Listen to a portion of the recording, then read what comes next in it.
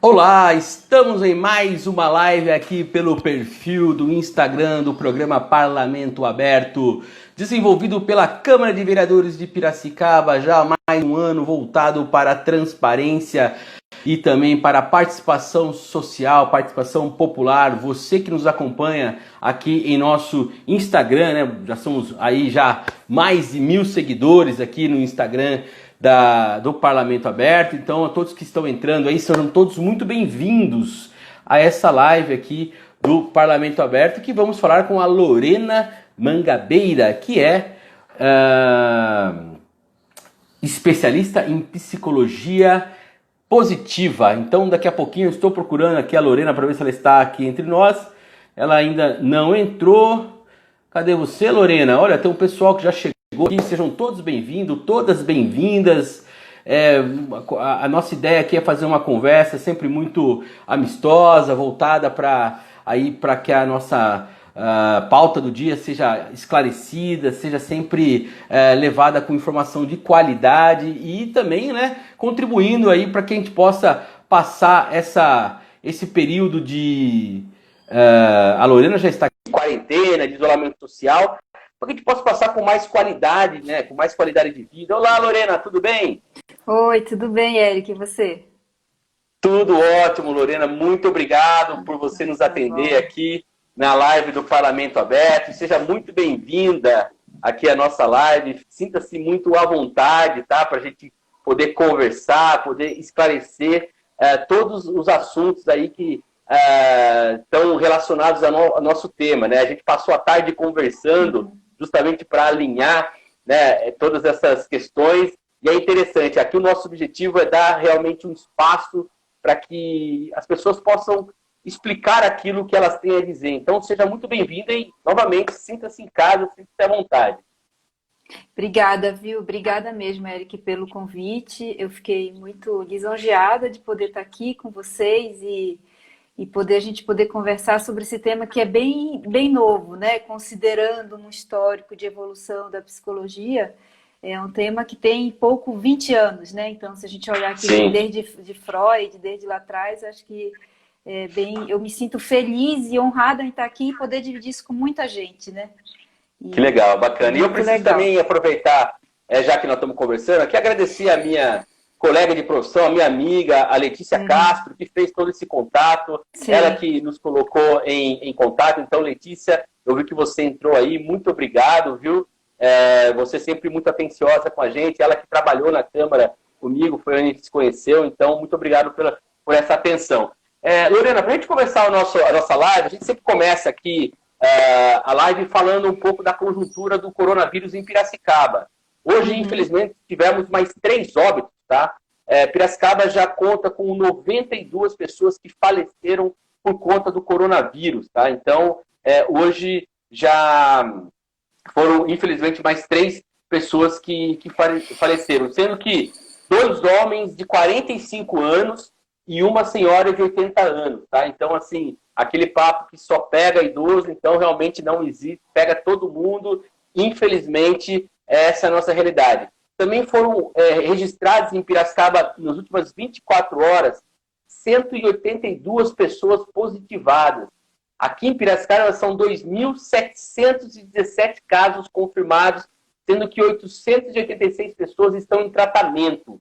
Então, realmente, a situação em Piracicaba é uma ascendente. Não é à toa que hoje começa aqui uma nova fase da quarentena. Novamente, na fase 1, Piracicaba retorna para a fase 1, fase vermelha. Então, realmente, as pessoas que puderem, fiquem em casa, façam isolamento social, que hoje é a única forma, é a única maneira da gente conseguir combater essa doença aí que está vitimando tantas pessoas no Brasil e no mundo. No mundo já são aí, pelo que eu vi, acho que em torno de 500 mil pessoas já. É um Uhum. número realmente muito assustador. E outra informação que eu Uhum. preciso passar aqui é que a Câmara de Vereadores de Piracicaba, né, o programa Parlamento Aberto, ele é realizado pela Câmara de Vereadores de Piracicaba e foi anunciado, foi decidido na semana passada, e agora estou aqui dando informação, a Câmara não terá o recesso parlamentar de julho. Normalmente julho, né, ele sempre é o mês de recesso, assim como a partir de dezembro até meados de dezembro até janeiro, sempre faz o recesso parlamentar, mas por conta da pandemia não haverá esse recesso parlamentar, então a Câmara continuará trabalhando da maneira como está, que são com reuniões extraordinárias, sempre que forem necessários serem convocados. Estou vendo que já tem um pessoal bacana aqui para acompanhar o nosso bate-papo. Lorena, que é especialista em psicologia positiva. Então é isso aí, vamos começar já a gente conversar com esses papos. Eu sempre tenho que dar esses recados no começo Sem aí, problema. né? Mas assim a gente espera o pessoal chegar e começa o papo. Então, antes de entrarmos, né, nas perguntas específicas relacionadas à pandemia e como a psicologia positiva ela contribui no bem-estar, eu gostaria que você nos explicasse o que é a psicologia positiva, né? Talvez as pessoas não podem ter essa conceituação muito formada, então gostaria que conceituasse esse ramo da psicologia. A psicologia positiva ela tem um pouco mais de 20 anos, né? E ela é uma ciência que ela estuda o bem-estar, o lado positivo dos seres humanos, né? E ela começou porque em 2000, mais ou menos, 1999, um psicólogo, né, que chama Martin Seligman, ele virou o presidente da Associação Americana de Psicologia. E quando ele olhou para a missão da psicologia no mundo, por que essa linha de estudo, por que foram criados estudos para formar pessoas, ele olhou a missão, o propósito da psicologia, e o propósito da psicologia era não só cuidar de patologias, na verdade era também reforçar os talentos e as competências das pessoas, e as habilidades, né, das pessoas. E ele começou a tentar entender, investigar, e ele começou a perceber que tinha muito mais informações e muito mais pesquisas relacionadas a patologias do que ao bom funcionamento do ser humano. E ele já tinha esse incômodo natural, e aí ele juntou com outro psicólogo, chama Csikszentmihalyi. Ele também já tinha uma série de estudos que era muito relacionado ao estado de flow, ao estado de concentração absoluta, que é quando você tem um grande desafio e uma grande habilidade, e a partir disso você entra no estado de que você perde noção do tempo, perde noção de tudo, e isso você só consegue desenvolver quando você consegue reconhecer esse seu lado bom, esse seu lado positivo. E aí eles começaram a tentar desenvolver e estudar e trazer para a ciência, com provas, com dados, com estudos empíricos, com testes em pessoas, tudo aquilo que a gente sente naturalmente, né? Que eu falo muito que é trazer para o chão, né? Aquilo tudo que a gente gosta de ouvir, a gente gosta de sentir, a gente gosta de falar. Então a psicologia positiva ela trouxe tudo isso para o chão, né? Então ela é uma ciência muito nova, ainda tem muita tese sendo ainda testada, sendo ainda desenvolvida. Tem estudos que falavam o grau de influência de felicidade de um ser humano, e recentemente ela foi testada e disse que não é bem assim, né? Que antes era 50% da nossa felicidade é influenciada pelas nossas decisões, 40% herança, enfim. E isso foi mudado. Então o legal dessa ciência toda, né, é que tudo é com base científica, né? Não é simplesmente eu gosto de falar disso, não, é tudo muito com dados, com psicólogos formados, com estudo, com ciência, com testes. Então é tudo muito com base, né?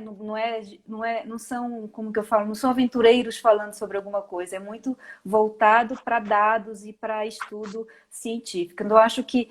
E aí quando vem falar sobre tudo isso, que eu acho que é o que traz a beleza da psicologia positiva. É ver que o ser humano, ele tem um lado muito especial, né? Ele tem um lado muito bom. Só que a gente acaba olhando muito o lado ruim, né? E a gente acaba dando grandeza para esse lado ruim. Então essa é a pegada da psicologia positiva. É olhar e reforçar o lado bom das pessoas. Bacana, legal. Eu acho interessante essa questão que você colocou, né, se pontuou, né, que são formulações embasadas, né, num tempo tão que a gente vive com tantas questões de... não só fake news, não estou só dizendo em relação a notícias em si, mas até por conta aqui, né, do Instagram, que você tem muito YouTubers, né? Não, lógico que você tem bons e ruins em todos os lugares, né? Em qualquer profissão, não se trata de generalizar, mas muitas vezes as pessoas acabam entrando em áreas do qual não conhecem. E uma das questões que eu gostei ao conversar com você hoje à tarde foi justamente esse cuidado que você teve. Ó, isso eu prefiro não falar porque não tenho esse conhecimento. E isso é importante porque credibiliza aquilo que você vai falar, né? E aproveitando que estamos, né, introduzindo mais um tema, eu gostaria que você falasse um pouco mais sobre essa perspectiva positiva de como que a compreensão do contexto de que cada indivíduo está inserido, ele pode buscar essas respostas que, né, como você colocou, muitas vezes estão dentro de nós mesmos, né? Está dentro de si, né? Como que isso funciona? Assim, todas as respostas elas são sempre dentro da gente. E eu gosto muito dessa palavra contexto. Eu acho que toda vez que a gente vai olhar um ser humano, né? Eu não sou psicóloga, sou especialista em psicologia positiva, sou coach, tenho formação em forças de caráter, que é uma outra ferramenta que é muito utilizada, é uma das principais ferramentas utilizadas da psicologia positiva. E quando a gente olha o contexto do ser humano, é a partir dele que a gente consegue ter várias análises, né? E eu gosto muito de trazer uma análise que é uma análise que teve muita conexão com o que eu vivi, né? Que foi uma análise, eu comecei a questionar muito em que fase do mundo, em que fase da minha vida eu estava e por que eu vivia tudo aquilo. E eu comecei a entrar em vários estudos, né, dentro do meu contexto, e eu queria entender o que estava acontecendo dentro de mim. E nesses estudos, né, eu estudei um pouco sobre antroposofia, né? E a antroposofia é uma ciência, uma linha de estudo que estuda o autoconhecimento, que foi criada por Rudolf Steiner, e ele usa o autoconhecimento como para trazer consciência do indivíduo para poder entender o restante do mundo, né? E a partir disso, ele criou uma série de fases, de ciclos da vida, e que dentro desses ciclos da vida, para cada etapa, você precisa se consolidar como ser humano para poder ter uma compreensão daquela etapa da vida. E até então eu só tinha reconhecimento do primeiro setênio, que era por conta da minha filha, enfim. E aí foi quando eu percebi que mais adiante a gente tem um ciclo que é muito importante, que é o ciclo dos 30 aos 35 e depois dos 35 aos 42, né? Que são setênios.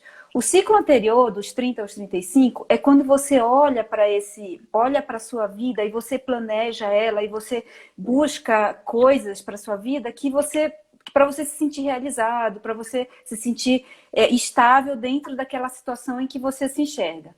Quando você passa para aquela outra fase, dos 35 ao 42, é quando você olha para trás e fala assim, por que eu fiz tudo isso? Para que eu conquistei tudo isso? Que é quando você reconhece, volta para dentro de si, para tentar entender o porquê que isso tudo está acontecendo, né? E aí é quando você entra naquela que a gente chama de crise de propósito. Então é nessa fase, dos 35 aos 42, que a gente entra nessa crise de propósito. E eu olhando hoje o contexto, né, das organizações, só um parêntese, hoje eu entrei nos dados numa plataforma de monitoramento da população mundial, e hoje a maior parte da população mundial ela está da fase de 35 a 42 anos. Né? Que é onde estão as grandes lideranças de grandes organizações, e aí você começa a ver uma movimentação dentro do mercado tentando resgatar empresas de propósito, organizações de propósito, tudo gira em torno de propósito. E aí junta com uma nova geração que também busca muito propósito, não consome por consumir, tem uma consciência um pouco melhor, e tudo isso muito voltado para propósito. E aí você começa a entender o porquê disso tudo. Que você olha, né, mais uma vez, dentro desse contexto, quando você olha para esse contexto de que a maior parte da população brasileira está dentro dessa faixa etária, e a maior parte dessa população também são mulheres, e você começa a perceber que as mulheres é quem tem o grande poder de decisão hoje dentro da estrutura familiar, não só pelo prover recurso, mas ela é quem decide se vai comprar o carro, se não vai comprar, né? Tem até um filme que chama O Começo da Vida, né? Que ele fala bastante sobre isso. Então isso justifica muito a gente querer se reconhecer como quem nós somos dentro desse mundo e qual que é meu legado, qual que é o legado que eu quero deixar, qual que é a fotografia que eu quero deixar no final da minha vida, né? Depois que eu olho tudo isso. Então, acho que esse é um contexto que a gente tem que observar, né? E aí, isso vem para dentro de um outro contexto que a gente está numa crise que acho que a gente nunca passou e nunca mais vai passar depois que a gente passar por isso. E quando a gente olha para esse contexto de pandemia, onde a gente é obrigado a ficar dentro de casa, e casa como sendo casa, quatro paredes, e casa, nosso corpo, nossa consciência, nossa cabeça, nossa mente, nossa família, a gente começa a perceber que estar em casa nos traz muitos desafios, né? E que a gente começa a precisar se reinventar. O corpo da gente pede coisas, né? O corpo da gente pede contato físico, o corpo da gente pede abraço, né? E um pouquinho observando assim a evolução do ser humano, né? A evolução do ser humano lá no tempo, assim, quando a gente olha, imagina, pensa no homem das cavernas, né? O homem saía para lutar, para buscar comida, e a mulher ficava numa caverna se cuidando e esperando ver o que ia acontecer. O homem desenvolveu outras coisas, outros instintos, e a mulher desenvolveu outro. Só que o que tinha em comum entre os dois? O cérebro dos dois, eles têm dentro do cérebro, é como se o cérebro fosse dividido em três partes, né? E uma das partes do cérebro chama amígdala, né? Que essa amígdala ela é responsável por disparar os instintos de medo, de fuga, de proteção, né? Então, na hora que ela que tira a gente da zona de conforto e faz a gente correr. Então, esse é um outro contexto que a gente precisa olhar. Nós, a amígdala, o nosso cérebro está trabalhando para estar fora completamente da nossa zona de conforto. E ele está trabalhando para se ajeitar nisso, para se acomodar nesse contexto novo de pandemia. De dentro de casa, não posso sair, posso morrer, não importa. É que nem você falou nisso. Hora morre idoso, hora não morre mais, hora é tipo O positivo, hora não é mais, hora qualquer lugar você pode pegar, hora é homem, hora é mulher, abre, fecha. Então, tudo isso faz o nosso cérebro, nosso corpo sair da nossa zona de conforto. E além disso, o cérebro produz os hormônios no corpo começam a entrar em parafuso, né? Então, são esses dois contextos, né, que a gente tem. Então, um contexto dentro da fase do ciclo de vida que a gente está, e o outro contexto que é um fenômeno físico-químico que a gente passa por ele, considerando uma pandemia, que é ficar fora completamente da zona de conforto. E aí, quando a gente tem esses dois contextos, a gente olha para um terceiro, né, que é como a gente sai disso tudo, né? Como que a gente consegue se manter em equilíbrio? Como que a gente consegue se manter com níveis altos de bem-estar, né? E a resposta, assim, sempre está dentro da gente, né? Dos modelos lá da psicologia positiva, que é um dos modelos que eu mais acredito, é o modelo em que a gente tem cinco linhas, né, para alcançar os níveis de bem-estar. Porque felicidade é o agora, né? A felicidade ela é mais focada para o agora, né? Então tem horas que você está muito feliz, tem hora que você não está feliz, mas você também não está infeliz. Mas em compensação você tem altos níveis de bem-estar. Então esse modelo é um modelo chama PERMA, que são 5 indicadores, né? E que a partir dele a gente começa a tentar entender um pouco mais quem nós somos dentro desses dois contextos, né? Dentro desse contexto de que fase da minha vida eu estou, que necessidades eu preciso suprir, e a outra fase de que eu estou fora da minha zona de conforto, e a resposta está dentro de mim, né? Então, como que eu chego nesse equilíbrio considerando esses dois contextos, né? E aí entra um pouco do nosso autoconhecimento, né? A gente se desenvolver, a gente olhar para dentro da gente, a gente criar uma consciência para que a gente de fato consiga colocar. É como se a gente saísse do nosso corpo e olhasse para a nossa consciência. O que é valoroso, quem é importante, quais são as pessoas que de fato importam, quem são as pessoas que contribuem, que me proporcionam momentos de bem-estar, mesmo que não seja junto, né? Mesmo que seja diferente, mas o que eu preciso fazer para manter essas pessoas dentro do meu círculo e que a gente não consiga perdê-las, né? Para mim, para o meu corpo, o que eu preciso fazer para o meu corpo se manter saudável? O que eu preciso comer? Que tipo de atividade física eu preciso fazer? Que tipo de exercício mental? Que tipo de momentos de solidão, né? Entre aspas, assim, que momento de solidão eu e comigo mesma eu preciso ter? É lendo um livro, assistindo filme. A gente sabe que hoje está todo mundo dentro de casa, né?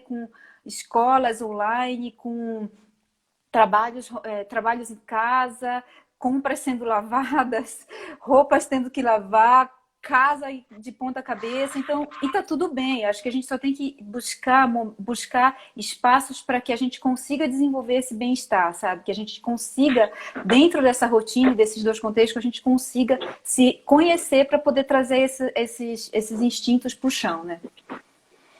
Perfeito. Nossa, muito interessante essa questão, né, que você colocou de trabalhar os contextos, né?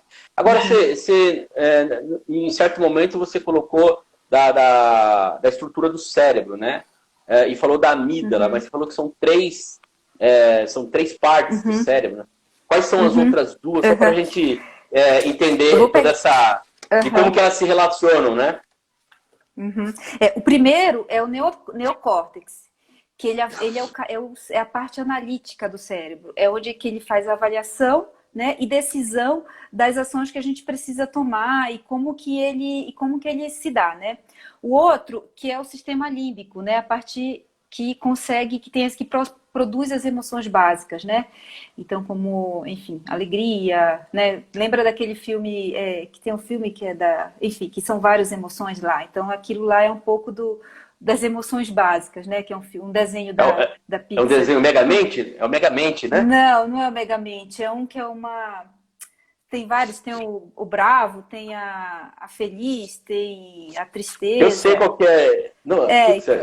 até o final a gente vai lembrar.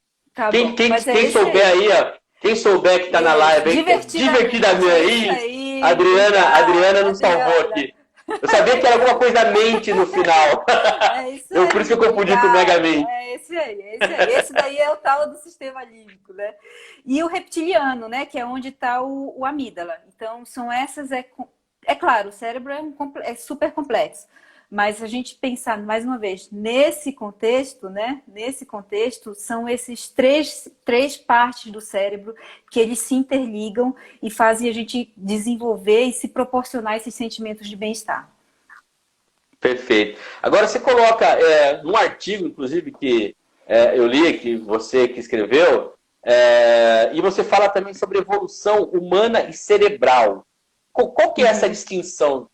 Antes, a gente está conceituando tudo isso para as pessoas poderem entender, né, todos esses conceitos antes da gente começar a aplicar. Por exemplo, passou aqui já o pessoal falando sobre como o pensamento positivo ele pode contribuir para o bem-estar. A gente vai chegar nesses assuntos, mas ainda dentro dessa conceituação, queria que você fizesse essa distinção entre evolução humana e evolução cerebral. Então, é que dentro da amígdala, a partir do momento que essas outras partes do cérebro humano, né, o córtex e o sistema límbico e o límbico, eles mandam informações para o nosso cérebro, que seja ela de medo, fuga, de medo, de felicidade, ele manda informações para a amígdala, e a amígdala é quem é capaz de nos desenvolver. Porque como ela nos tira da zona de conforto, ela nos induz a buscar outras coisas que nos traga conforto, que nos traga bem-estar, que nos traga adequação ao novo contexto. A partir desse sentimento, a gente busca soluções para evoluir. A gente busca agir de uma maneira em que a gente se adequa. E aí é quando vem a evolução humana. Né? Então, a partir desses inputs cerebrais, inputs, né, de fora da zona de conforto, inputs para o nosso cérebro, a gente busca saídas para poder buscar uma nova zona de conforto. Né? Então, hoje, por exemplo, né, falo, vamos meditar. Sim, vamos meditar. Mas não só meditar porque está na moda. Meditar porque traz a gente para uma consciência e para uma tranquilidade, para uma serenidade que hoje a gente precisa. Né? Antes a gente já precisava, mas hoje a gente precisa muito mais. Então é por isso que a gente precisa, né? A gente fala em evolução humana e evolução cerebral, porque a partir da meditação você ativa linhas da sua consciência, locais do seu cérebro que antes estavam desativados, né? Porque a gente cai em desuso. E aí, a partir disso, você evolui para uma nova experiência, para um novo alcance dos seus relacionamentos, da sua atuação. Então, é por isso que a gente fala, né, de evolução cerebral e evolução humana, porque a partir de chegar nessa zona de conforto, o cérebro começa a trabalhar para poder te levar para algum lugar que te deixe mais tranquilo e mais estável, né? Perfeito. Você falou agora há pouco, você falou da antroposofia, né? Uhum. Naquela conversa que a gente teve, você fala sobre ciclos da antroposofia. Uhum. Queria que você detalhasse um pouco melhor o que isso significa e como que isso se entrelaça tanto com esse assunto que você está colocando, que é a crise e a busca de propósito, né?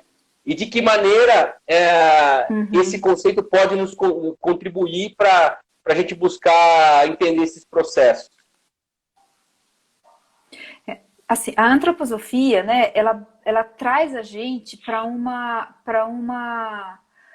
lugar, para uma compreensão, né? Para um lugar onde a gente consegue olhar o contexto em que a gente está e a gente consegue compreender o porquê que a gente está naquele contexto e o que a gente precisa passar adiante. Assim, pensando, fazendo uma comparação, é muito relacionado, igual uma fase de videogame, né? Então você precisa entender como que você tem que passar daquela fase para poder conseguir passar para a próxima, né? Poder passar por todos os desafios. Então, trazendo para a tecnologia, o Rudolf Steiner está louco comigo, mas é assim, é mais ou menos isso, né? Então, é como você consegue reconhecer quem você é e tudo que você precisa viver dentro daquele ciclo, para depois você poder entender o contexto onde você está vivendo e você está atuando, né? E antes eu olhei muito dos 0 aos 7 anos, porque era o foco onde eu precisava focar, que é onde você forma o caráter e a personalidade de um ser humano, é dos 0 aos 7 anos. Depois você vem para uma outra que é mais fortalecimento, depois você vai indo para uma outra que é quando ele se liberta, ele consegue reconhecer que é, e assim vai indo. Então, eu foquei no primeiro ano, né, em função por questões pessoais, de experiência com a minha filha, e depois eu foquei nesse outro lado, porque também eu não conseguiria entender o que estava acontecendo, não só comigo, mas dentro desse contexto de mundo, né? E foi quando eu percebi que, de 30 a 35, você quer só fazer as coisas, você não importa muito o que você está fazendo, você quer fazer. Seja ganhar um bom salário, seja ter o emprego dos sonhos, seja ter um apartamento, uma casa, um marido, ou seja o que for, né? É quando você busca aquilo até dos 28 aos 30 e os 35, você fica buscando, buscando, buscando, sem limite, sem limites, sem medidas e sem limites, né? Mesmo você já se questionando se é aqueles caminhos que você quer. Só que quando você vira a chave dos 35 aos 42, você começa a perceber que não é bem assim, né? Você olha para trás e fala assim, por que eu construí tudo isso? Para que eu vivi tudo isso, né? E isso é muito forte para as mulheres, principalmente, né? Que as mulheres elas já começam essa fase com 34 anos, né, mais ou menos, e os homens chegam mais ou menos por volta dos 39 aos 40 anos, que é quando passa as crises dos 40, né?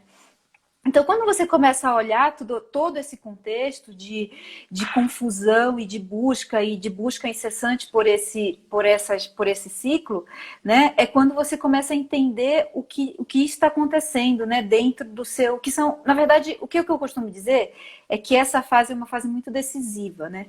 É muito... é muito marcante para um ser humano, porque quando você olha para ele, você olha para essa fase e fala assim, ou é agora eu me firmo, eu sei quem eu sou e porque eu vim, ou eu vou ficar perdido e aí começa a acumular uma série de questões para o resto da vida, né? Então, até uma pesquisa um pouco informal que eu fiz, de pergunta mesmo, não sistematizei dados, nem criei uma análise conclusiva, mas grande parte das mulheres quando viraram essa chave, que dos 35 aos 42 e não conseguiram se reconhecer, né, de conhecer novamente dentro dessa fase, elas começaram a buscar, elas começaram a tomar remédio, ou elas engordaram demais, ou elas se separaram, ou elas... Porque é uma fase que os filhos saem de casa, os filhos deixam de ser tão dependentes, né? Chega no momento em que você fala assim, nossa, mas por que eu larguei meu emprego para ficar com meus filhos? né? Por que que eu parei? Por que que eu só pensei em trabalho? Por que que eu não investi na minha carreira, na minha família? Ou por que que eu fiz tudo isso? Por que que eu me descontrolei comendo? Então, foi uma pesquisa informal, né? E aí é quando tudo isso começa a fazer muito sentido, e aí as pessoas começam a tentar entender o que aconteceu. Mas quando vê, já passou para a fase seguinte, aí já atropelou tudo. Então, cada fase é uma fase que a gente tem que respeitar, segundo essa linha de estudo, né, do Rudolf Stein. Cada etapa a gente precisa respeitar e passar por ela com muita tranquilidade, né? Tivemos umas Acho pequenas que ele travadinhas caiu. aí. Voltou.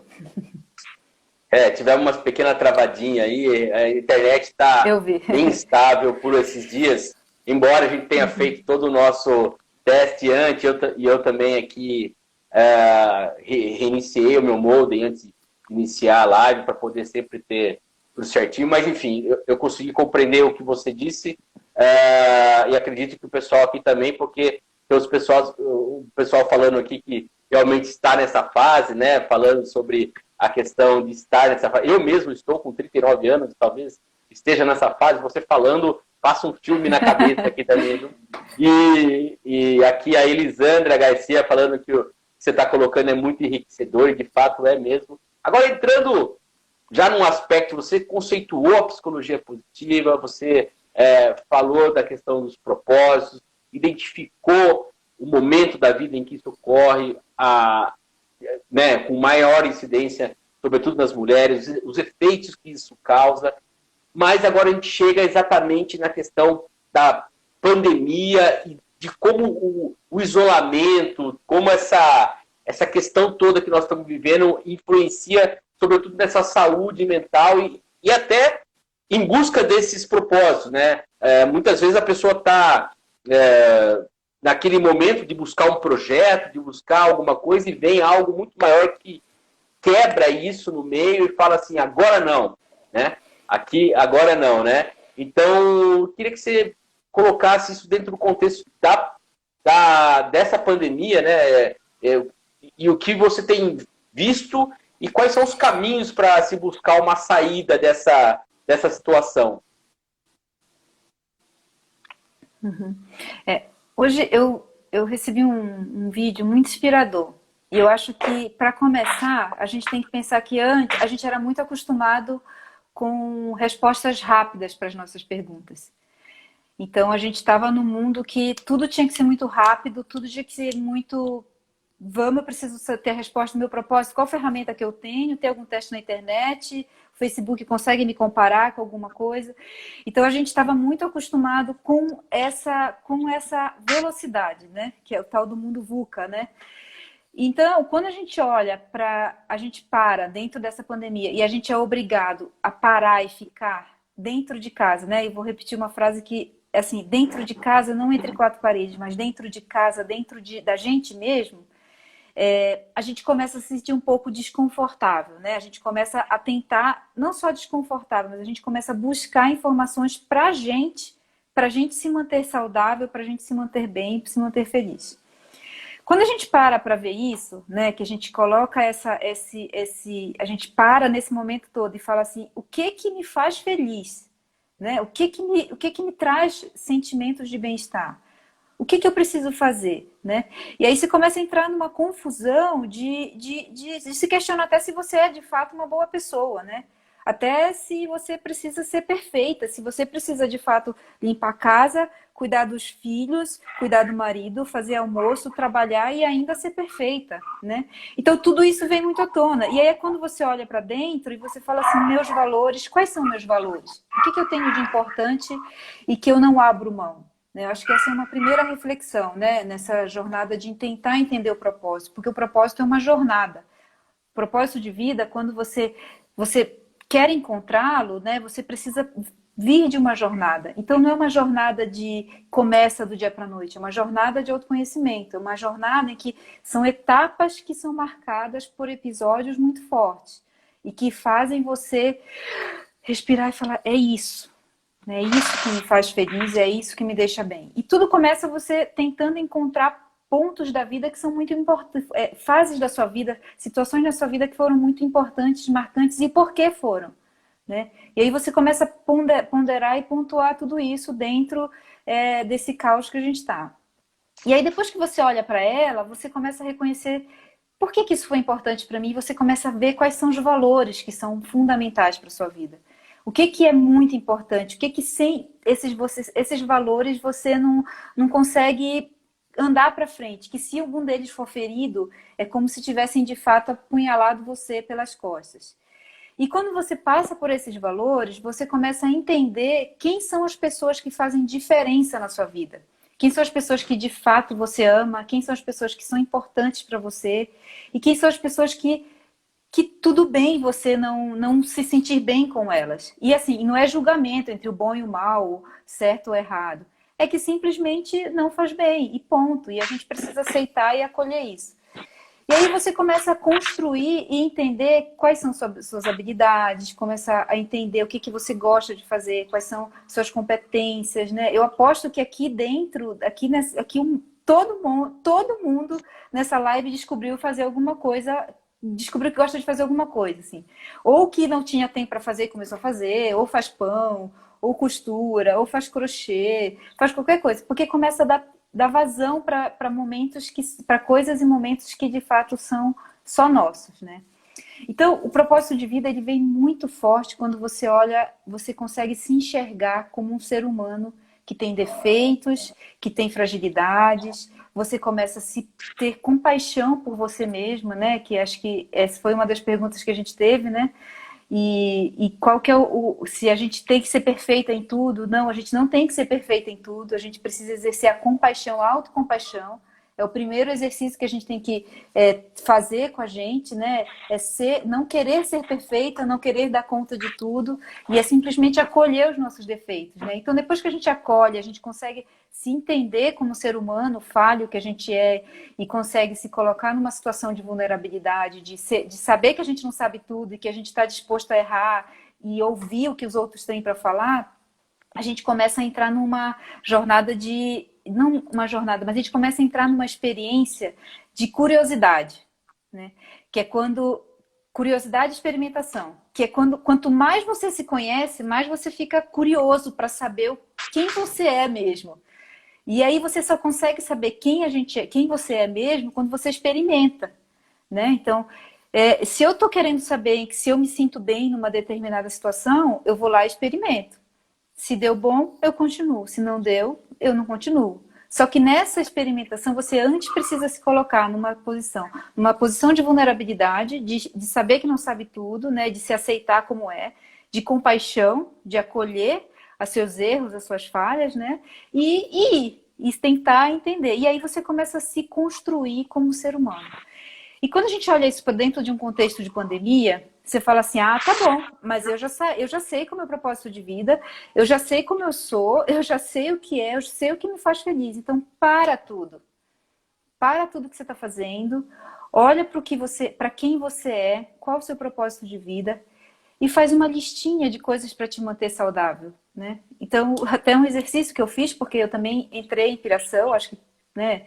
Eu entrei em piração, quis ficar mal, quis ficar ruim, e eu fiz esse exercício comigo mesma, coisas para me manter saudável na quarentena, né? Então, eu listei várias coisas que me fazem bem: treinar, fazer atividade física, cozinhar, conversar com as minhas amigas de maneira mais frequente, né?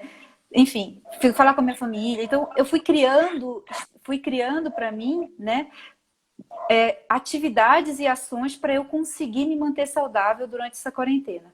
Mas por quê? Porque isso está muito alinhado com o meu propósito de vida. Porque eu olhei para o meu propósito de vida e falei assim, eu me reconheço como ser humano, eu sei o que me deixa mal. Então eu olhei para ele e falei assim, eu preciso tomar uma ação, preciso trazer para minha consciência, colocar em cima da mesa aquelas coisas que me fazem bem, para eu conseguir me manter firme, né? Então, eu acho que é um pouco isso que a gente tem que pouco de fazer agora, sabe? É olhar para dentro da gente e tentar extrair, por mais que seja uma situação muito difícil, não estou tirando a dificuldade dela, é uma situação de fato que a gente nunca passou e nunca mais vai passar, mas é a gente conseguir extrair, né, desse momento o que a gente consegue olhar olhando para a gente, né? Olhando para o que a gente tem de melhor e sempre focando no que a gente tem de melhor. Porque o ser humano ele foi feito para ser bom, né? Foi assim que Deus criou a gente. Deus criou a gente a sua imagem e semelhança, né? Então, e é por isso que a gente tem que acreditar nisso, crer que é isso que a gente tem que ser. Nós somos seres humanos bons e íntegros. Então a gente tem que focar a nossa energia para isso. Agora, dentro dessa questão do autoconhecimento, uma dúvida que sempre me surge quando eu falo com alguém sobre esses aspectos, e tendo agora uma pessoa com estudo nessa área, eu fico até curioso, né? Muito dos problemas que a gente tem, né, é por aquele papel que a gente assume. Então eu assumo o papel, sei lá, de marido, ou de esposa, ou assumo o papel de trabalhador de determinada área, tal. E aquilo se torna uma pressão, se torna uma autoindulgência sua mesmo. Como que a pessoa se livra disso? Como que ela consegue entender? Porque, assim, uma mãe, ela não deixa de ser a pessoa, né? Mesmo sendo mãe, tendo que cuidar, ela tem as obrigações dela lá, como mãe, como esposa, assim como marido, tal, mas ele não deixa de ser a pessoa que ele é. Como que fazer essa mudança, chegar a essa mudança de autoconhecimento, de entendimento, e ao mesmo tempo se mantendo dentro desse papel que é inerente no caso, para quem é mãe, para quem é pai, para quem é marido, para quem é esposa. Como que é o limite dessa questão entre eu me conhecer e, ao mesmo tempo, me manter naquele papel que vai além de mim, que é o papel mais coletivo? Uhum. Eu gosto muito de um cientista, de um filósofo que chama Viktor Frankl, que ele trouxe o conceito da ressignificação. E ele trouxe uma perspectiva. Ele é um sobrevivente do campo de concentração nazista, né? E ele conseguiu, né? Ele era médico, e ao longo de todos os anos que ele ficou dentro do campo de concentração, ele conseguiu sempre extrair. O problema ele existe, né? O problema ele existe. E tudo depende do que você vai fazer com ele, como você lida com ele, que é como ele vai se dar ao longo da sua vida. E quando a gente fala assim, os papéis que a gente exerce dentro da nossa vida, ele tem um papel muito importante se esse papel, de fato, ele faz sentido na sua vida, né? Não estou falando do papel de uma mãe e de um pai, né?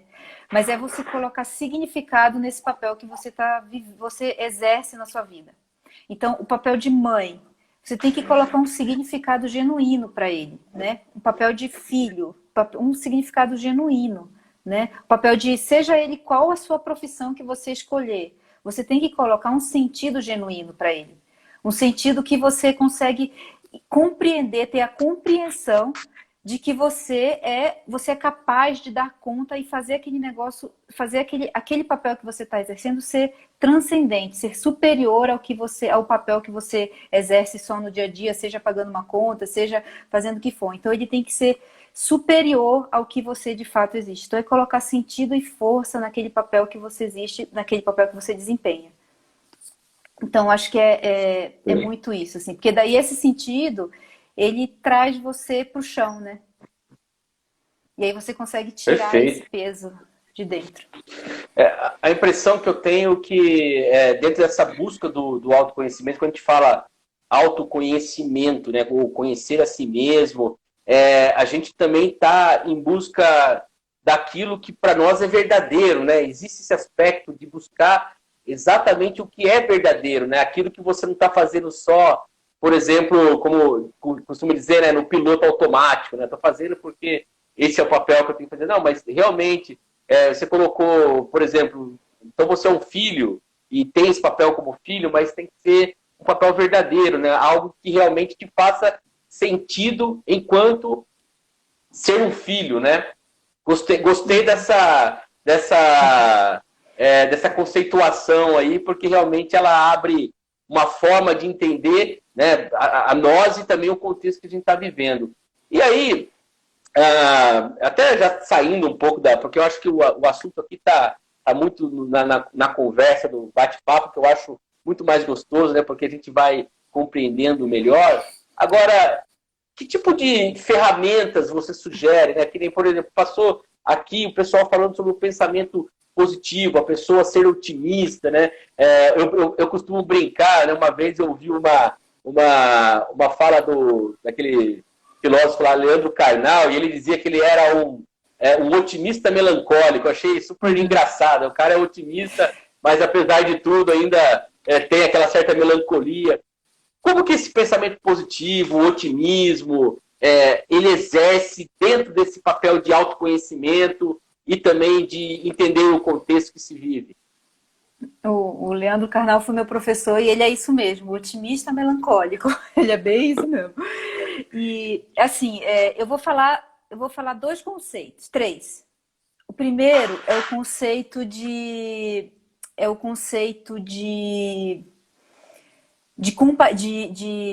otimismo e esperança.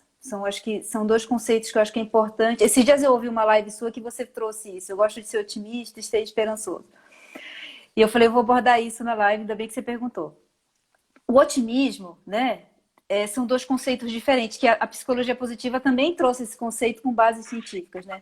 O que é esperança para a vida real, né? Que esperança é ficar lá e pensar no criança esperança? Não, não é isso. A esperança é você olhar para a sua vida e saber aonde você quer chegar, né? Pensando em prática, né? Você sabe ter uma meta, vou colocar em palavras mais fáceis, qual que é a meta que você tem estipulada para sua vida e onde você quer chegar, né? E o otimismo é você acordar todos os dias e estabelecer uma série de atividades ou uma atividade para você executar, para você alcançar a sua meta. Então, isso é esperança e otimismo trazendo para a vida real, né? Então, hoje a gente tem esperança de que que a gente consiga achar o mais rápido possível a vacina do Covid, né, 19. Mas o que a gente pode ser otimista, acordar todos os dias? É ficar em casa, é orar, é fazer nosso papel, é exercer a compaixão, é pensar nas pessoas e deixa os cientistas fazendo o trabalho deles. Mas é isso que a gente pode fazer agora, né? Então essa é a diferença. E um outro conceito que eu queria trazer agora, trazendo para a vida real, é o modelo, que é esse modelo que eu falei no início, que é o modelo PERMA, né? Que é um modelo que são 5 indicadores, né? Então, a gente trazendo para a prática e pensando. O primeiro indicador é propósito, né? Então, a partir é um modelo que você consegue aumentar os seus níveis de bem-estar, né? Então, quando você tem um propósito de vida claro e você sabe, né, quem você é e qual que é o papel, o que você quer fazer e aonde você quer chegar, né? Que legal, uma fotografia que você quer ter no final da sua vida, você consegue, você já sabe que você consegue ter reconhecimento em todas as suas áreas da sua vida. Tudo faz sentido, né? Que é outro indicador. Sentido, né? É o tanto que as coisas que você faz, as suas ações do dia a dia, as pessoas que você se relaciona, elas têm sentido para você, né? O outro é engajamento. É o tanto que você se envolve naquelas rotinas e nas atividades do dia a dia, né? Engajamento não, desculpa. Emoções positivas, né? Então, o tanto que você se autoproporciona emoções positivas, o tanto que você se proporciona momentos de felicidade, né? O outro são relacionamentos com sentido, relacionamentos significativos, né? Quantas pessoas do seu círculo de amizade, elas são, e da família, elas são significativas para você? Que numa conversa, você tem conversas significativas, conversas que fazem você crescer em alguns aspectos, conversas profundas, conversas que te fazem entender e trocar amor, trocar energia. E o outro resultado, né, que é a partir de uma série essa série de ações que você toma ao longo do caminho, você consegue colher resultados nos seus relacionamentos, no seu propósito, na sua vida. Então você começa a colher frutos, né? Então esses 5 indicadores, eles te levam ao bem-estar, né? Eles te levam a um estado de bem-estar, a um estado de plenitude, a um estado de concentração, a um estado de consciência plena. Então isso são indicadores que a gente minimamente consegue construir, é claro, né? Para cada um tem várias ferramentinhas que a gente pode fazer, né? E ao longo dessa quarentena eu testei algumas, né? Eu mandei uma rosa para algumas amigas, né? Eu mandei uma amiga que está com um bebezinho pequeno, eu mandei frutas e verduras, porque ela nem conhecia, né? Mandei máscara para minha família em Belém. Então, tudo isso me testando para ver e testando algumas emoções para ver se isso ia funcionar ou não, né? Então, eu acho que a partir desses 5 indicadores, a gente consegue criar, nós mesmos conseguimos criar, né, usando um pouco de criatividade e querer fazer diferença, a gente consegue criar elementos para a gente conseguir alcançar esses altos níveis de bem-estar. E deram certo esses testes que vocês... Foi legal? Assim, relata um pouco como que foi isso. Porque sabe que eu também você falando assim, eu também gosto muito dessa coisa, sobretudo falar com pessoas, né? Eu tenho, vamos dizer assim, não vou falar um grande, mas um círculo de amizade com várias pessoas de diversos tipo de conhecimento e tal. E eu gosto desse questionamento, talvez até um pouco da verve de jornalista, né? De querer entrevistar as pessoas, assim, até. E eu acho legal. E queria que você relatasse um pouco essa experiência de fazer isso aí, mandar uma rosa, mandar uma fruta, mandar máscara. São presentes, mas eles estão muito mais do que a questão material, né? Está relacionado a um certo cuidado, né? Um carinho, uma coisa que vai muito além ao bem material, né? Assim, para cada um eu tive vários depoimentos. E aí, primeiro, o propósito, né? O meu propósito, ele tem uma conexão que é muito contribuir com o cuidado das pessoas. Então, esse é um dos indicadores do modelo de bem-estar, né? O outro é relacionamentos significativos. E o outro é emoções positivas. Então foram baseados nesses 3 indicadores que eu tomei essas atitudes. Então, quando eu mandei uma rosa para um grupo de pessoas, que eu olho para essas pessoas falam para mim assim, nossa, era o que eu precisava. E que você recebe uma foto de uma dessas pessoas chorando, você fala, eu já chorei só de olhar a foto. Né? Eu já fiquei super emocionada só de conseguir reconhecer que dentro de um caos você consegue tirar, nem que seja 1 minuto de atenção e 1 minuto de amor verdadeiro dentro daquela pessoa. Então isso para mim já foi o ápice desse momento, né? E aí a outra, assim, né? Quando eu mando máscara, quando eu recebo foto da minha família, todo mundo de máscarazinha, que é lá de Belém, todo mundo de máscara. Então, e agradecendo por aquilo, eu não posso estar lá, eu não estou lá ajudando, fazendo as coisas, fazendo nada, mas é o jeito que eu tenho de cuidar deles a quilômetros de distância, né?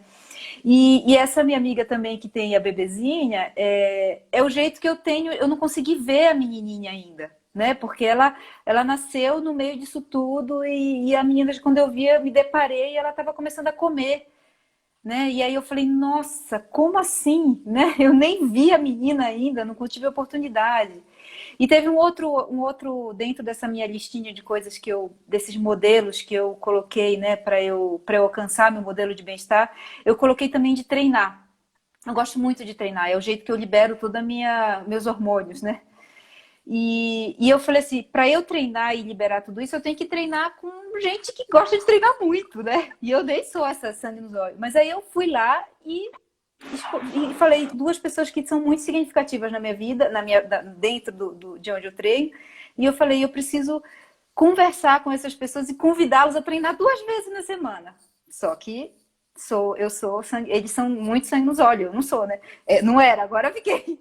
E foi quando a gente virou e a gente conseguiu criar uma conexão tão grande, tão absurda, que isso reverberou em altos níveis de bem-estar. Não só para mim, mas com todo mundo que a gente estava se relacionamento. Isso acabou virando uma corrente que quando eu vi estava todo mundo, tinha um monte de gente querendo treinar junto com a gente, sabe? E foi muito, muito, muito legal.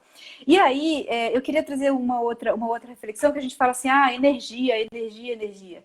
Um dos módulos que eu tive, que né, eu gosto muito de falar, é ciência mesmo.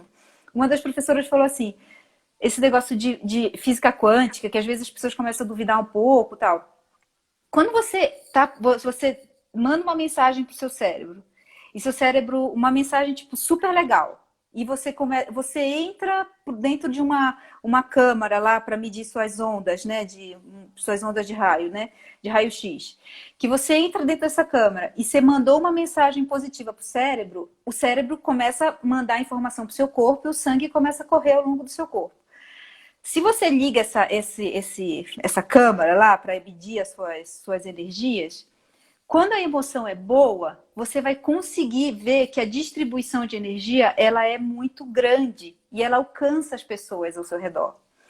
Então, isso dentro de uma máquina, você consegue medir isso. Então, quando você se proporciona energia boa, você se proporciona essas emoções positivas, você manda informação para o seu cérebro e você fala assim, meu, eu tô bem, eu tô feliz, isso vai atraindo todas as energias boas para você.